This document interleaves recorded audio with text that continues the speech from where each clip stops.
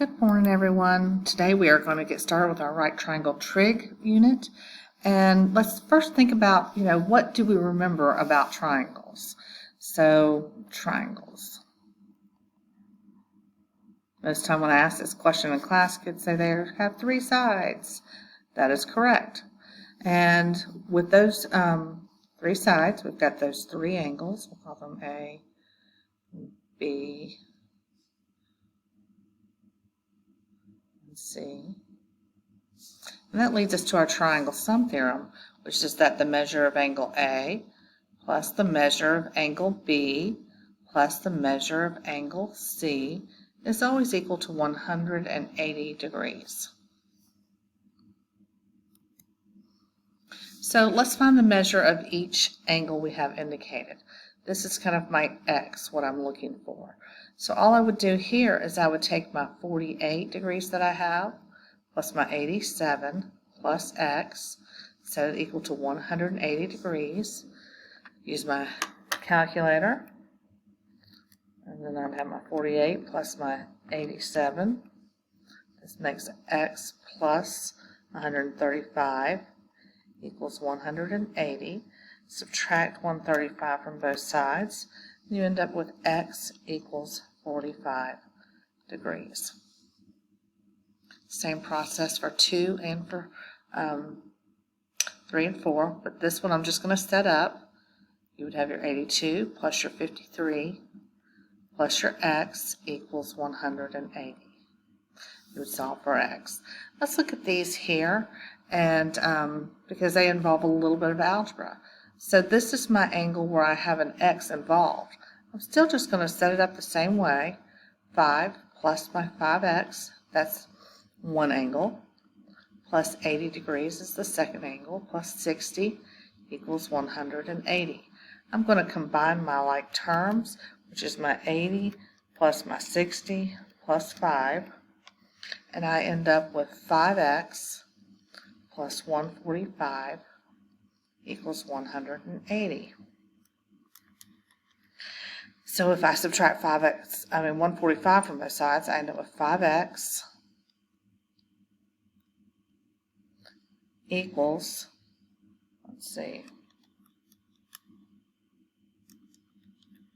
35.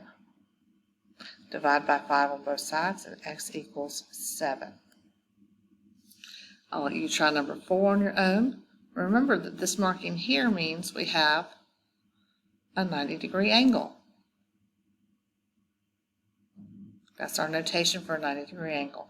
So you could either, if you think about this, you can think, okay, so these two have to add up to 90. So you could either set this up as X plus 71 plus 30 equals 90, or you could set it up as X plus 71 plus 90 plus 30 equals 180.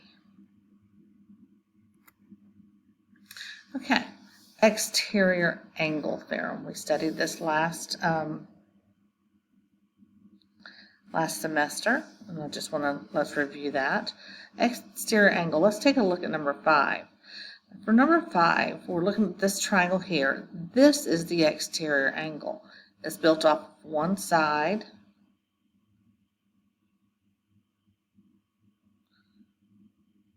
and an extension of the other. Okay. However, what we're looking at, remember, there's always these other little theorems in play. When I arc this angle, this 14x minus 4, it is a vertical angle.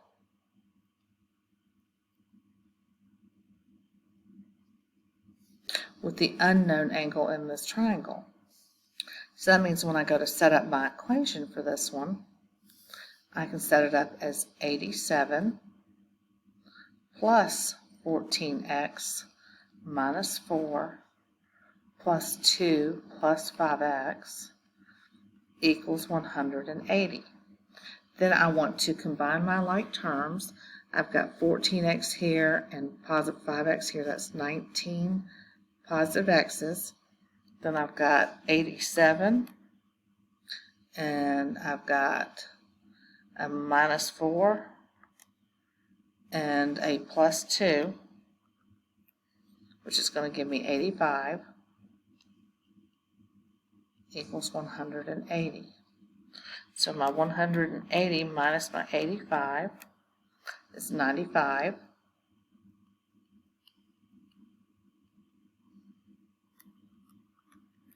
And I end up, when I divide by 19 both sides, that x equals 5. Pay attention to your question. It says find the measure of angle A. So now that I know what x is, I can plug that value in to find the measure of angle A. My measure of angle A equals 2 plus 5x. So x is going to have the value of 5. So this is going to be 2 plus 5 times 5. Order of operations as you multiply first. So the measure of angle A is 27 degrees. Now you would follow and do the same thing here with number 6. This x plus 9 is a vertical angle with this one right here. So now when you set it up, I'll just set it up for you. You'd have your x plus 95, I think I said x plus 9, x plus 95, plus x plus 30, plus 69 would equal your 180 degrees. When we get to these bottom ones, 7 and 8, our process is going to change a little bit. This is an exterior angle.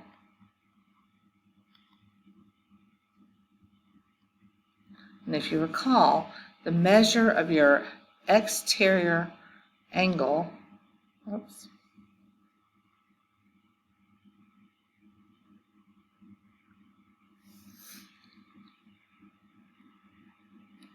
I don't know why that's not going to erase.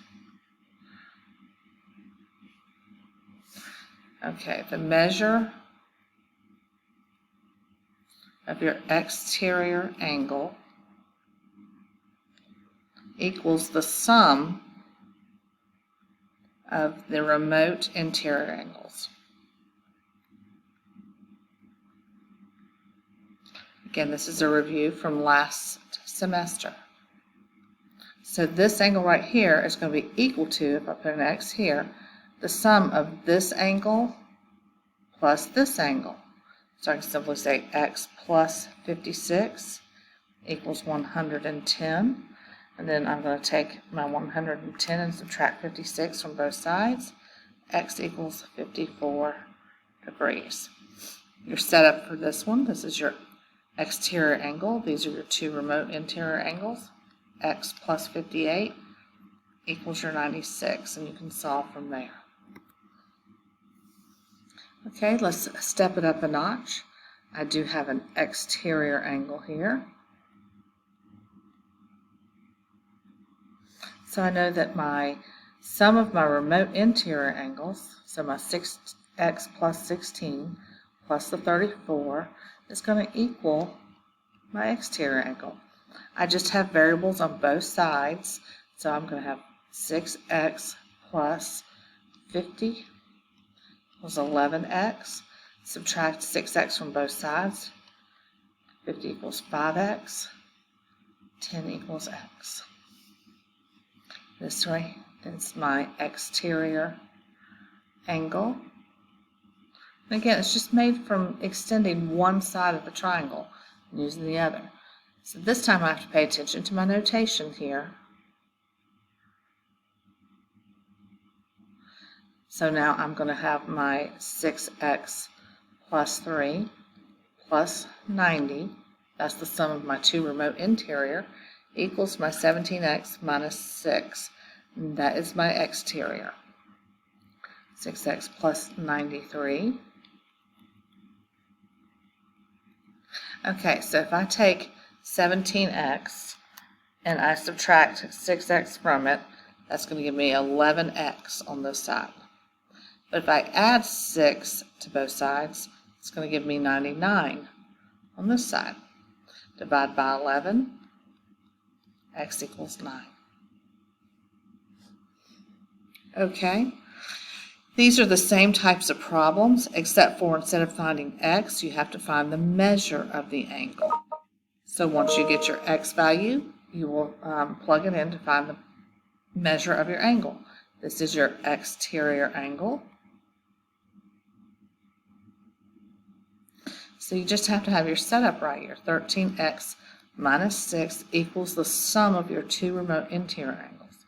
Your 6x plus 19 plus 45. And once you solve for x, you plug it into your 6x plus 19. This again is your exterior angle. So then you would add your 3 plus your 3x, that's angle F, plus 4x plus 15, and that would equal your 102. You should be able to solve for x at that point, and then you would plug it into your 3 plus 3x to get the measure of angle F. Okay, remember our Pythagorean theorem, a squared plus b squared equals c squared. And if we're trying to solve for c, c is always the hypotenuse. And it is the largest or longest side of the triangle. And if I'm just going to sketch a little right triangle, and I put in my little right angle notation, and if I make it into an arrow, it kind of points to this is my C, which is your hypotenuse. And this leg, and this is called a leg. It doesn't matter. This could be A, we can say for altitude, and B for base. But if I tump this thing over on its side, they interchange. The leg becomes the base, or the altitude becomes the base, and the base becomes the altitude. Now, if I was going to isolate C, remember I would take the square root of A squared plus B squared equals C. Pythagorean triples are just when you have integers, really whole numbers because they won't be negative. An example would be if I have, this is a very famous, all the sides are whole numbers. 3 squared plus 4 squared equals 5 squared.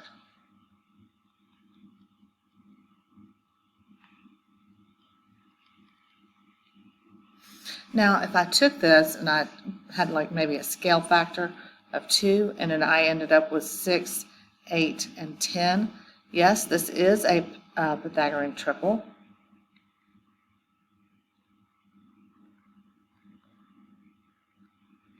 But it is considered not primitive.